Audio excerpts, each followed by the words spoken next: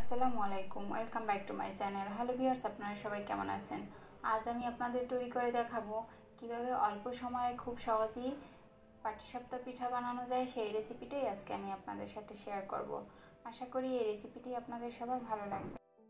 বানানোর জন্য প্রথমেই একটি বাটির মধ্যে দিয়ে দিব 1 কাপ চালের গুঁড়া আর দিয়ে দিব হাফ কাপ ময়দা। ময়দাটা অবশ্যই দিতে হবে, তা না হলে পিঠাটা একদমই ভালো হবে না। তারপর দিয়ে দিব পরিমাণ মতো লবণ আর দিয়ে দিব 1/4 কাপ চিনি আর দিয়ে দিব 1/3 কাপ গুঁড়ো দুধ। সব শুকনো উপকরণগুলো দেওয়া হয়ে গেলে একটি হ্যান্ড উইস্ক দিয়ে শুকনো উপকরণগুলো একটু ভালোভাবে মিশিয়ে নিতে হবে। তারপরে এর মধ্যে আমি নর্মাল তাপমাত্রার পানি অল্প অল্প করে দিয়ে একটি হ্যান্ড উইস্ক দিয়ে এভাবে মিশিয়ে নেব। এভাবে অল্প অল্প পানি দিয়ে ব্যাটারটা তৈরি করে নিতে হবে। একটি আঠালো ব্যাটার তৈরি করে নিতে হবে। একটু সময় নিয়ে এই ব্যাটারটাকে তৈরি করে নিতে হবে। আমি এখানে আমার বাসায় তৈরি চালের গুঁড়োটা দিয়ে দিয়েছি। আপনারা চাইলে বাজার থেকে কেনা শুকনো চালের গুঁড়োটাও দিতে পারেন। তারপরে আমি এভাবে অল্প অল্প করে পানি দিয়ে পাতলা একটি ব্যাটার তৈরি করে নেব। পানি দিয়ে প্রায় 5-6 মিনিটের মতো আমি বিট করে একটি পাতলা ব্যাটার তৈরি করে নিয়েছি। একটি চামচ দিয়ে দেখিয়ে দিচ্ছি, দেখুন ব্যাটারটা ঘনত্বটা ঠিক এভাবে হবে। এই ব্যাটারটা একেবারে পাতলা করে বানিয়ে নিতে হবে। তারপর এর মধ্যে আমি দিয়ে দিব 2 টেবিল চামচের মতো খেজুরের গুড়। আপনারা চাইলে এটা স্কিপ করতে পারেন। তারপরে দিয়ে আবার একটু চামচ দিয়ে নেড়েচেড়ে আমি মিশিয়ে নেব। মিশিয়ে এটাকে ঢাকনা দিয়ে ঢেকে আমি 10 মিনিটের জন্য রেখে দিব। তারপরে আমি খিরসাটা বানিয়ে নেব। এজন্য আমি চুলাতে একটি প্যান বসিয়ে দিয়ে এর মধ্যে 2 চামচ ঘি দিয়ে আর 2 টেবিল চামচের মতো সুজি দিয়ে আমি সুজিটাকে এভাবে নেড়েচেড়ে একটু ভেজে নিব। প্রায় 2 মিনিটের মতো আমি সুজিটাকে লো আঁচে ভেজে নিয়েছি।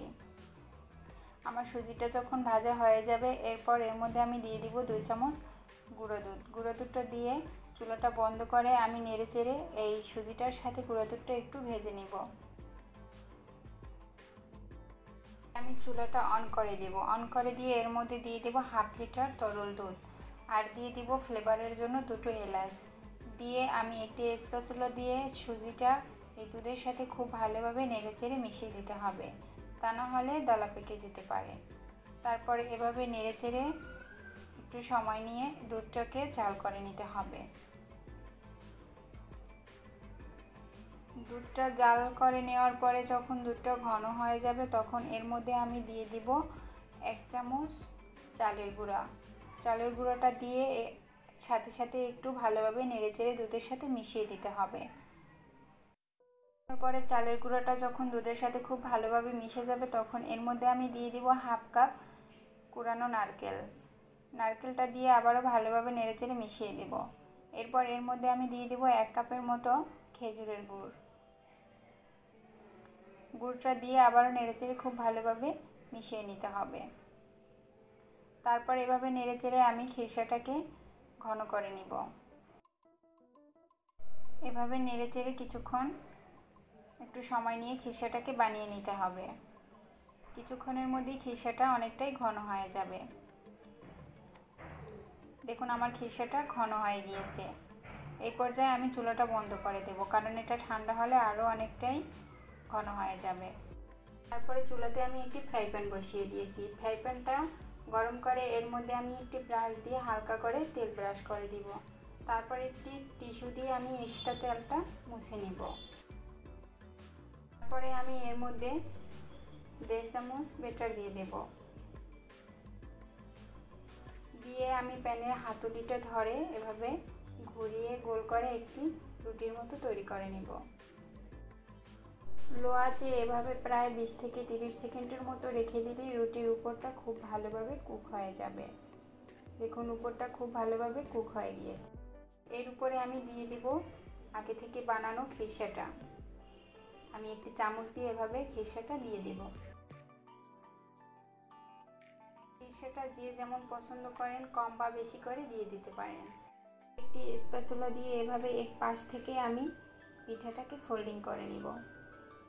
দেখুন এভাবে আমি পিঠাটাকে ফোল্ডিং করে নিব।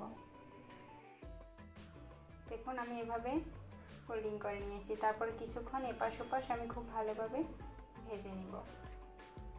আমার পিঠাটা একেবারে হয়ে গিয়েছে। এবার এই পিঠাটাকে আমি তুলে নেব, তুলে একটি প্লেটে রেখে দিব।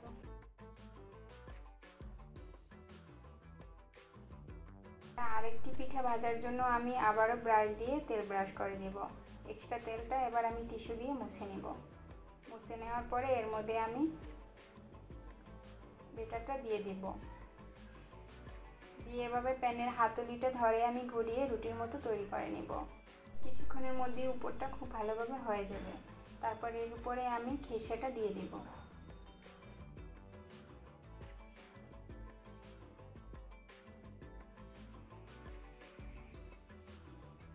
খিরসাটা দিয়ে আমি আবারও একটি স্প্যাচুলা দিয়ে এভাবে ফোল্ডিং করে নিব।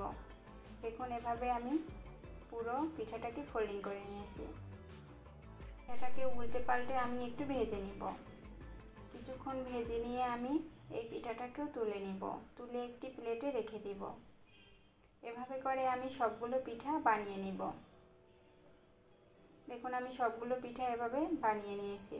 দেখলেনই তো কতটা সহজে ঝটপট বানিয়ে নিলাম মজার পাটিসাপটা খিরসা পিঠা। আপনারাও চাইলে বাসায় ট্রাই করতে পারেন, আশা করি অনেক ভালো লাগবে। আমি আপনাদেরকে একটি পিঠা কেটে দেখিয়ে দিচ্ছি ভিতরটা কত সুন্দরভাবে হয়েছে। দেখুন ভিতরটা কতটা সুন্দর, আর খেতেও কিন্তু এই পিঠাটা অসাধারণ। আমার এই সহজ রেসিপিটি যদি আপনাদের ভালো লেগে থাকে তাহলে আমার চ্যানেলটিকে সাবস্ক্রাইব করতে কিন্তু ভুলবেন না। আল্লাহ হাফেজ।